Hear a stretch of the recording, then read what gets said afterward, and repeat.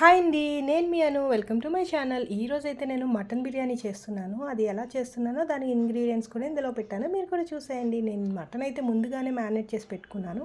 అందులోకి ఒక 2 స్పూన్స్ అల్లం వెల్లుల్లి పేస్ట్, పుదీనా, కొత్తిమీర, మసాలా దినుసులు, అందులో కొద్దిగా మిరియాల పొడి, పెరుగు వేసుకున్నాను. వేసుకొని బాగా కలుపుకొని ఒక హాఫ్ అన్ అవర్ పక్కన పెట్టేసుకున్నాను. తర్వాత స్టవ్ ఆన్ చేసుకొని కళాయి పెట్టుకున్నాను.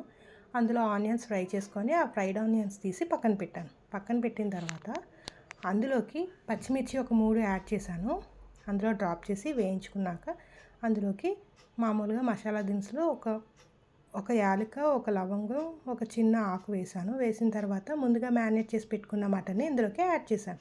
యాడ్ చేసి ఆయిల్ బయటకు వచ్చినంత వరకు ఉంచిన తర్వాత ఆయిల్ బయటకు వచ్చాక అందులో మరుగుతున్న వాటరు ఒక 2 గ్లాసెస్ వేసాను. ఆ మటన్ ఉడకడానికి మనం మ్యారినేట్ చేసినప్పుడే మెత్తగా అయిపోతుంటుంది. అది ఒక వేడి నీళ్ళతోని ఫాస్ట్గా కుక్ అయిపోతుంది అనమాట. అది కుక్ అయిన తర్వాత నేను గ్లాసున్నర రైస్ అయితే వేసాను. దానికి 3.5 గ్లాసెస్ వాటర్ వేసాను. అవి కూడా మరగబెట్టిన వాటర్ ఇందులోకి యాడ్ చేశాను. యాడ్ చేసిన తర్వాత కొద్దిగా పుదీనా వేసాను, కొత్తిమీర వేసాను.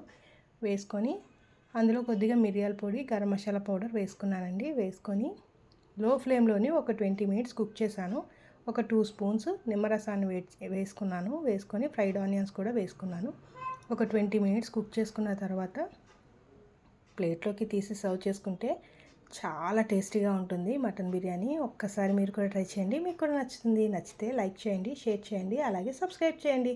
పీసెస్ చూసారా, మెత్తగా ఉడికిపోయి చాలా యమ్మీగా, చాలా టేస్టీగా ఉంది. వేడివేడిగా తింటుంటే ఆ మజాయే వేరు. ఒక్కసారి మీరు కూడా ట్రై చేసేయండి. నచ్చితే subscribe. Thank you for watching.